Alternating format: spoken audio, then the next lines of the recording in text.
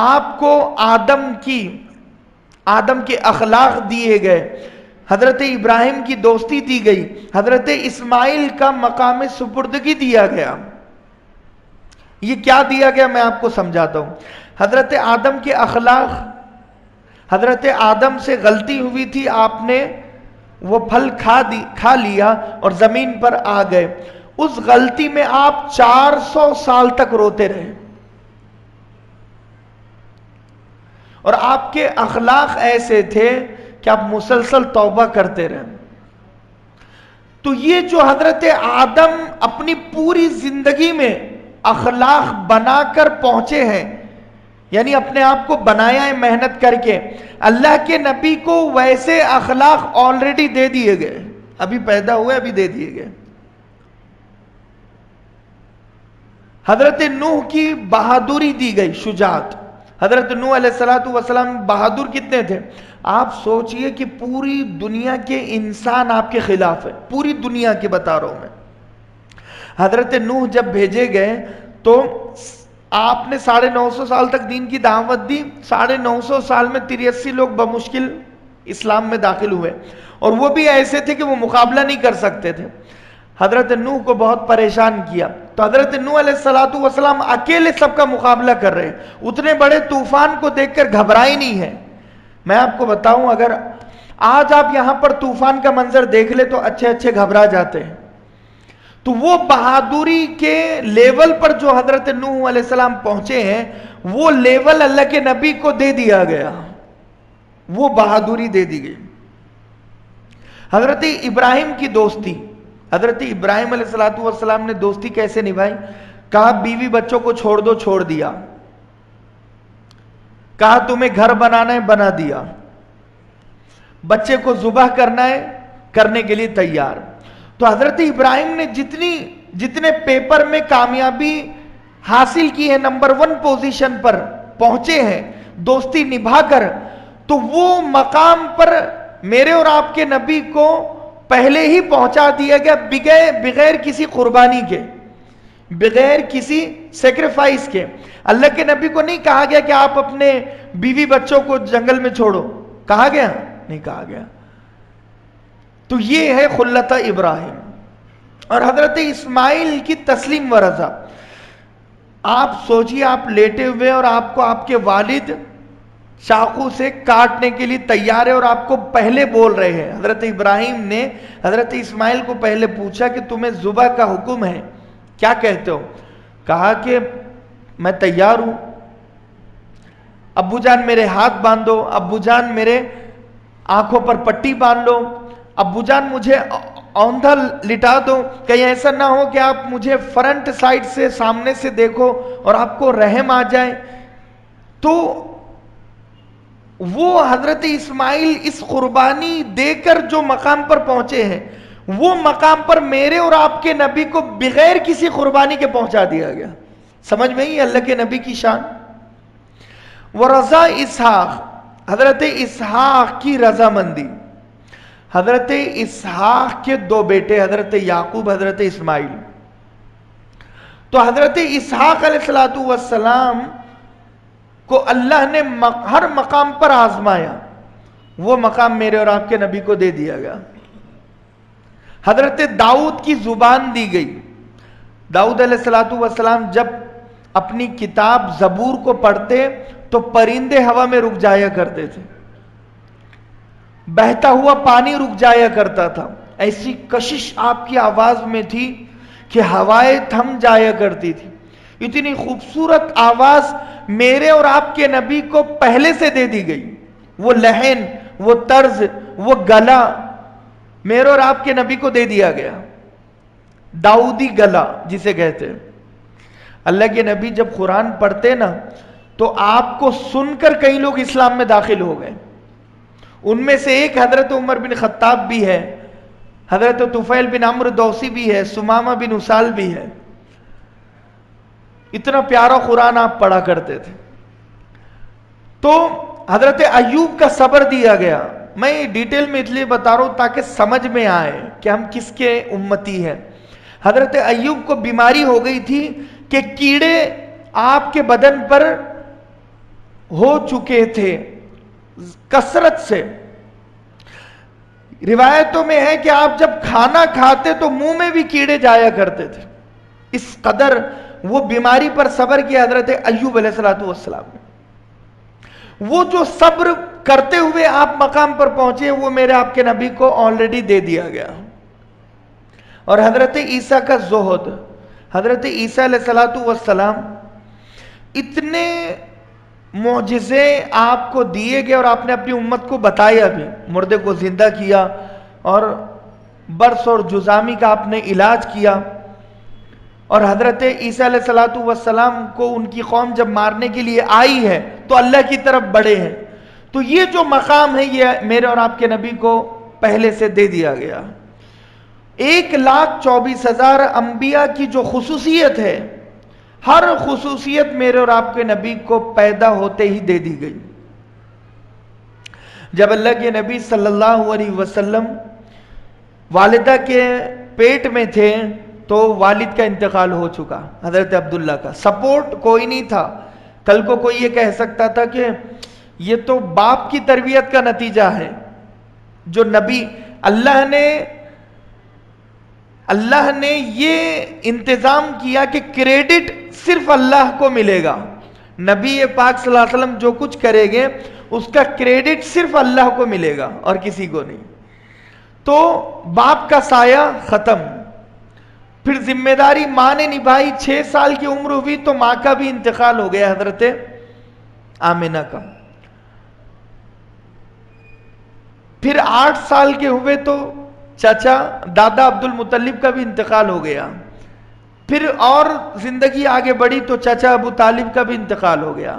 پھر زوجہ محترمہ حضرت خدیجۃ الکبریٰ کا بھی انتقال ہو گیا. یہ سہارے ختم ہوتے گئے. بتانا یہ تھا سہاروں کے پیچھے بھاگنے والوں, تم اپنے نبی کی زندگی کیوں نہیں دیکھتے ہو کہ اللہ کے نبی بغیر کسی ذریعے اور اسباب کے انقلابی زندگی گزار کر گئے. کوئی ذریعہ نہیں تھا اللہ کے نبی صلی اللہ علیہ وسلم کا. بہت اچھی زندگی میرے اور آپ کے نبی نے گزاری ہے. عرب میں دستور تھا کہ دودھ ماں نہیں پلایا کرتی تھی, دایا پلایا کرتی تھی.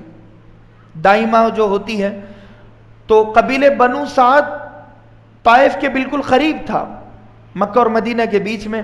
وہاں کی عورتوں کا کام ہی اور پیشہ ہی تھا کہ وہ دودھ پلایا کرتی تھی عرب کے مالدار بچوں کو.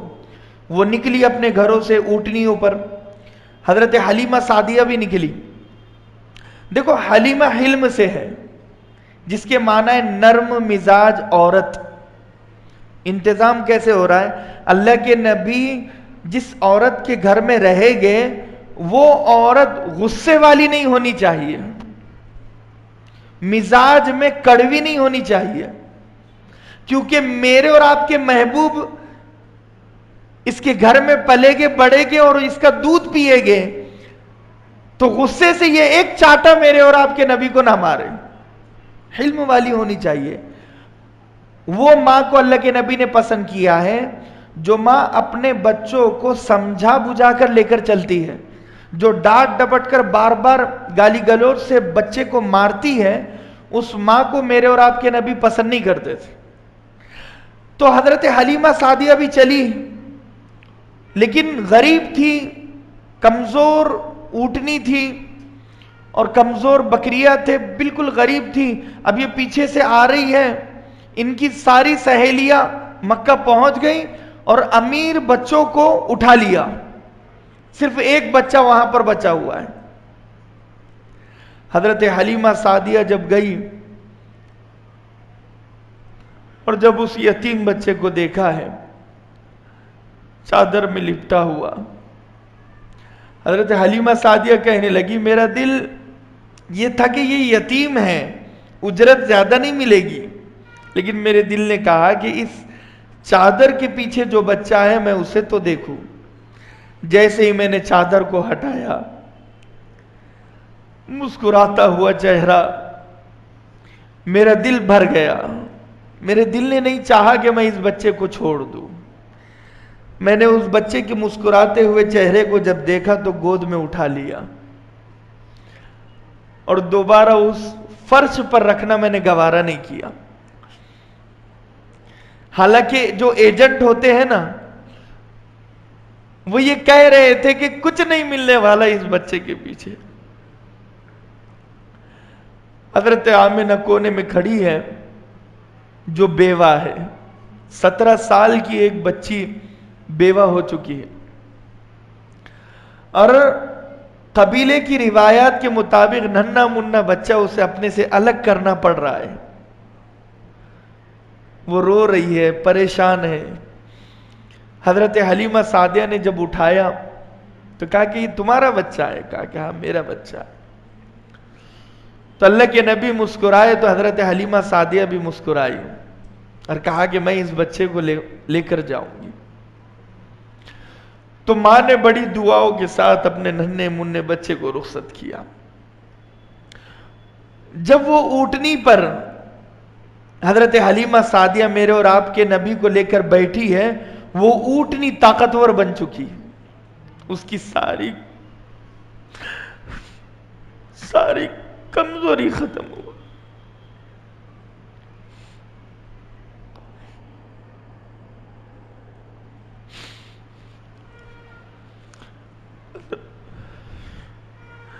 حضرت حلیمہ سعدیہ کے شوہر اونٹنی چلانے والے تھے. ڈرائیور سامنے بیٹھتا ہے, وہ سامنے بیٹھ گئے. پیچھے حضرت حلیمہ سعدیہ بچے کو لے کر بیٹھی. وہ اونٹنی اٹھنے کے لیے تیار نہیں ہے. یہ پریشان ہو گئے, ڈنڈے مارے, اٹھ کیوں نہیں رہی ہے. جب یہ اونٹنی سے نیچے اتر گئے, اونٹنی خوشی خوشی اڑ گئی. یہ پریشان, پھر اونٹنی کو بٹھایا اور پھر اس پر بیٹھے, پھر اونٹنی چل نہیں رہی ہے. پھر نیچے اترے تو اونٹنی چل رہی ہے, کھڑی ہو گئی. تیسری مرتبہ بھی یہی ہوا.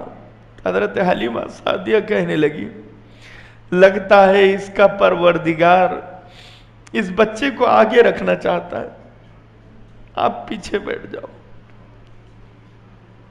حضرت حلیمہ سعدیہ کے شوہر پیچھے بیٹھ گئے, وہ بچہ آگے بیٹھا ہوا حضرت حلیمہ سعدیہ کی گود. عطا اللہ شاہ بخاری رحمت اللہ علیہ لکھتے ہیں, یہ پیغام تھا کہ یہ مقدمہ ہے, اس کی طرف پیٹ کوئی نہیں کر سکتا.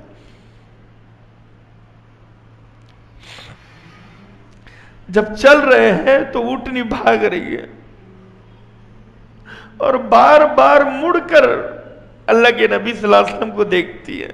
اونٹنی کا کام ہوتا ہے آگے چل کر سفر طے کرے. وہ اونٹنی تھوڑا چل رہی ہے پیچھے دیکھ رہی ہے, تھوڑا چل رہی ہے پیچھے دیکھ رہی ہے.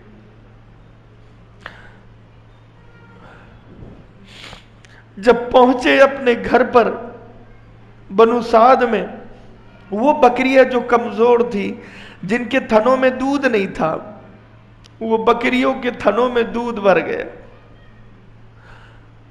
حضرت حلیمہ سعدیہ جب اتری ہے, پریشان ہو گئی کہ اس بچے میں ایسا کیا ہے.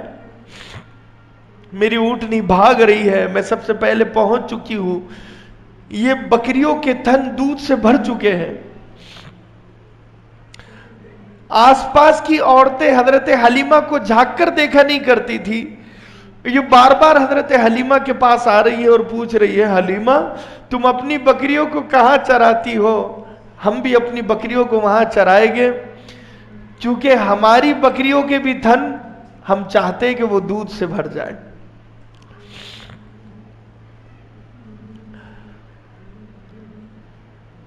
ایک مرتبہ حضرت حلیمہ سعدیہ نے کہا کہ بیٹا بکریوں کو چرانے کے لیے جاؤ. حضرت شیمہ جو تھی حضرت حلیمہ کی بیٹی تھی, عمر تھی 8-9 سال, اور اللہ کے نبی صلی اللہ علیہ وسلم کی عمر تھی 2 سال. 2 سال مکمل دودھ پیا ہے. اصول یہ تھا, حضرت حلیمہ فرماتی ہے کہ میں اس بچے کو جب دودھ پلاتی, اب ایک جانب دودھ کم ہوتا ہے تو ماں دوسری طرف سے پلاتی ہے, تو یہ بچہ سیدھی طرف سے دودھ پیتا اور جب دودھ کم ہو جاتا اور میں الٹی جانب اسے دیتی تو وہ اپنے بھائی کا حق ہے سمجھ کر پیتا نہیں۔ حضرت حلیمہ سعدیہ کا دوسرا اور بیٹا تھا جو دودھ پیتا تھا، اپنے بھائی کا حق مارا نہیں ہے۔ کتنا تمیز اور کتنی تہذیب کہ دودھ پی رہے ہیں تو صرف میں میرے حصے سے پیوں گا، اپنے بھائی کا حق نہیں مارا۔ جب حضرت حلیمہ سعدیہ نے کہا کہ بکریاں چرانے لے کر جاؤ، تو شیمہ کہنے لگی کہ میں میرے بھائی کو اپنے ساتھ لے کر جاتی ہوں۔ تو ماں کہنے لگی چھوٹا سا بچہ ہے، بکریوں کو سنبھالو گی یا اس بچے کو سنبھالو گی؟ وہ کہنے لگی اماں جی میں اس لیے کہہ رہی ہوں، ایک مرتبہ آپ سو رہی تھی اور میں بکریاں چرا رہی تھی، بکریاں ادھر ادھر بھاگ رہی تھی، میں اپنے گھر میں آئی، میں نے اپنے بھائی کو اٹھایا، ساری بکریاں جمع ہو گئی، اسی لیے میں اپنے ساتھ لے کر جانا چاہتی ہوں۔ حضرت حلیمہ پوچھنے لگی کیوں؟ کہا کہ جب میں میرے بھائی کو لے کر جاتی ہوں یہ بکریاں جلدی جلدی گھاس چرتی ہے اور میرے بھائی کے سامنے بیٹھ جاتی ہے اور میرے بھائی کے چہرے کو دیکھتی ہے، چہرے کا دیدار کرتی ہوں، میں بھی اپنے بھائی کے چہرے کو دیکھتی ہوں۔